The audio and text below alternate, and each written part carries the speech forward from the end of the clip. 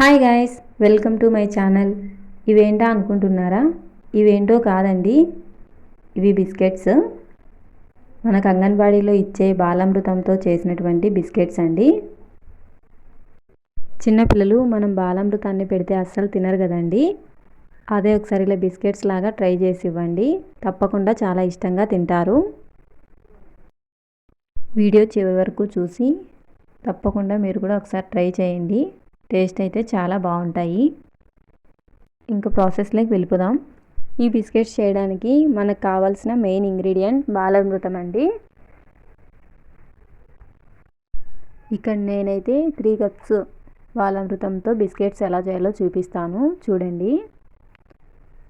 First 3 cups Balamrutham తీసుకొని మిక్సీలో fine powder లాగా గ్రైండ్ చేసుకోండి. నేను ఇక్కడ ముందే గ్రైండ్ చేసి పెట్టుకున్నాను. మీకు చూపించడం కోసం ఇలా మళ్ళీ ఒకసారి కప్స్తో మెజర్మెంట్ చూపిస్తున్నాను. సేమ్ ఈ సైజ్ కప్తోనే తీసుకోవాలని ఏం లేదండి. మీ దగ్గర ఏ కప్ ఉంటే అదే కప్తో సేమ్ 3 కప్స్ అయితే తీసుకుంటే సరిపోతుంది. సైజ్ అనేది మీ ఇష్టము.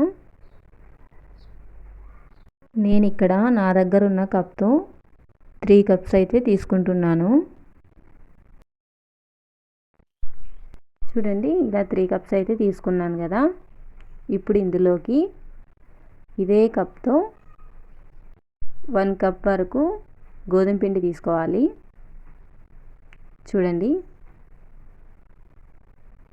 ఈ గోధుమ పిండి మనం వేసుకోవడం వల్ల బైండింగ్కి యూజ్ అవుతుందండి. 3 కప్స్ బాలామృతంకి 1 కప్ గోధుమ పిండి అయితే కరెక్ట్గా సరిపోతుంది.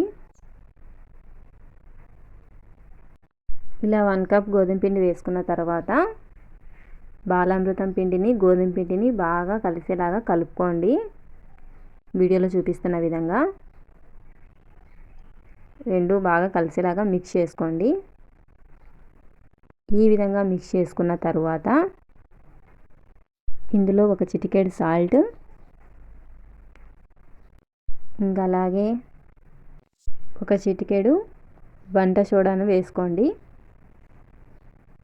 ఇలా వేసుకున్న తర్వాత సాల్ట్, వంట సోడా ఆ పిండిలో బాగా కలిసే విధంగా ఒకసారి కలుపుకోండి.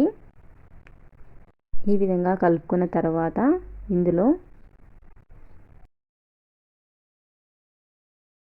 కొద్ది కొద్దిగా బెల్లం సిరప్ వేసుకుంటూ చపాతీ పిండిలాగా కలుపుకోండి. ఈ బెల్లం సిరప్ పాకం ఏం రావాల్సిన అవసరం లేదండి. జస్ట్ హాట్ వాటర్లో వేసి కరిగించి ఫిల్టర్ చేసుకోండి, సరిపోతుంది.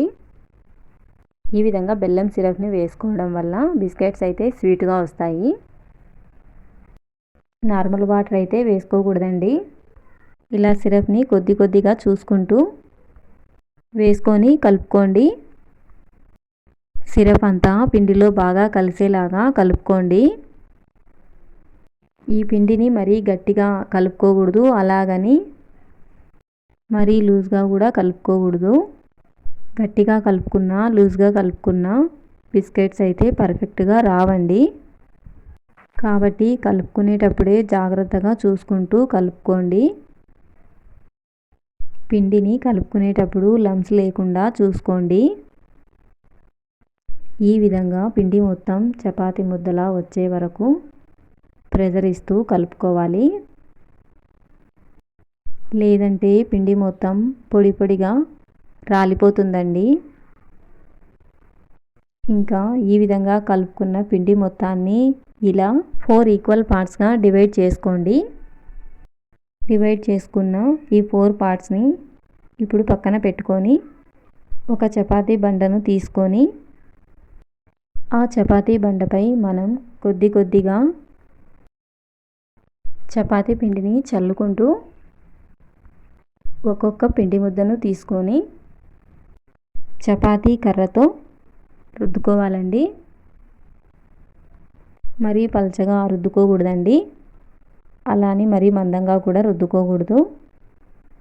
ఎక్కువ పలచగా రుద్దుకోవడం వల్ల అవి ఆయిల్లో ఫ్రై అయ్యేలోపు గట్టిగా అప్పడాల్లాగా అయిపోతాయి. అలాగని మందంగా రుద్దుకోవడం వల్ల అవి ఆయిల్లో వేసినప్పుడు లోపలైతే సరిగ్గా బాయిల్ అవ్వదండి. పిండి పిండిగా ఉంటుంది. కాబట్టి మీడియం సైజులో ఉండేలాగా చూసుకొని రుద్దుకోవాలి. ఈ విధంగా రుద్దుకున్న తర్వాత ఒక నైఫ్ని తీసుకొని ఎడ్జెస్ అన్నీ కట్ చేసుకోండి. ఈ విధంగా కట్ చేయడం వల్ల మనకు బిస్కెట్స్ ఏ షేప్లో కావాలంటే ఆ షేప్లో కట్ చేసుకోవచ్చండి. కాబట్టి ఎడ్జెస్ని జాగ్రత్తగా చూసుకొని కట్ చేసుకోండి. ఇంకా ఈ విధంగా కట్ చేసుకున్న తర్వాత కట్ చేసుకున్న ఈ ఎక్స్ట్రా పార్ట్ని రిమూవ్ చేసేయండి. రిమూవ్ చేసిన తర్వాత మళ్ళీ నైఫ్ని తీసుకొని మనకు బిస్కెట్స్ ఏ షేప్లో కావాలో ఆ షేప్లో మీరు కట్ చేసుకోండి. రౌండ్ షేప్లో కావాలనుకుంటే రౌండ్ షేప్లో కట్ చేసుకోండి. ఇప్పుడున్న జనరేషన్ పిల్లలు చూడడానికి అట్రాక్టివ్గా ఉంటేనే తింటున్నారు కదండి. కాబట్టి ఈ బిస్కెట్స్ ఏదో ఒక షేప్లో అయితే మనం కట్ చేసుకుంటే బాగుంటుంది కదండి. నేనైతే ఇక్కడ డైమండ్ షేప్లో కట్ చేస్తున్నాను. మీకు ఏ షేప్ కావాలంటే ఆ షేప్లో కట్ చేసుకోండి. ఇవి చిన్నపిల్లలే కాదండి, ఏ ఏజ్ వాళ్ళైనా ఇష్టంగా తింటారు. టేస్ట్ అయితే అంత బాగుంటుంది. హెల్త్కి కూడా చాలా మంచిదండి. స్కూల్కి వెళ్ళే పిల్లలకి కూడా మనము స్నాక్స్ బాక్స్లో పెట్టి ఇవ్వచ్చు. ఈవినింగ్ టైం స్నాక్స్ లాగా కూడా బాగా యూజ్ అవుతాయి. ఈ బాలామృతం పౌడర్లో మన హెల్త్కు యూజ్ అయ్యే ప్రోటీన్స్ కూడా చాలా ఎక్కువగా ఉంటాయండి. కాబట్టి మీరు కూడా బాలామృతంతో ఇలా ఒకసారి బిస్కెట్స్ అయితే ట్రై చేయండి. తప్పకుండా మీకు కూడా నచ్చుతాయి. ఇందులో మనం అన్ని హెల్తీ ఇంగ్రీడియంట్సే యూజ్ చేసాం కాబట్టి హెల్త్కి కూడా చాలా మంచిది. సో ఇక్కడ నేనైతే అన్ని డైమండ్ షేప్లో కట్ చేసుకున్నానండి. చూడండి డైమండ్ షేప్ ఎంత పర్ఫెక్ట్గా వచ్చిందో. నేనైతే అన్నీ ఈ విధంగా ఇలాంటి షేప్లో అయితే కట్ చేసుకున్నాను. చూడండి, ఇంక ఇవన్నీ ఆయిల్లో ఫ్రై చేసుకోవడమే. డీప్ ఫ్రైకి సరిపడా ఆయిల్ని నేను ఇక్కడ తీసుకున్నాను. ఇంకా ఆయిల్లో ఒక్కొక్కటి వేస్తున్నానండి. మనం కట్ చేసుకున్న పీసెస్ని ఒకేసారి 2-3 వేయకండి. అలా వేశారంటే ఆయిల్లో అవి ఒకదాని మీద ఒకటి పడి అతుక్కునే ఛాన్స్ ఉంది. కాబట్టి వీడియోలో చూపిస్తున్న విధంగా ఒక్కొక్కటి వేసుకోండి. ఆయిల్ అయితే బాగా హీట్ అయిందండి.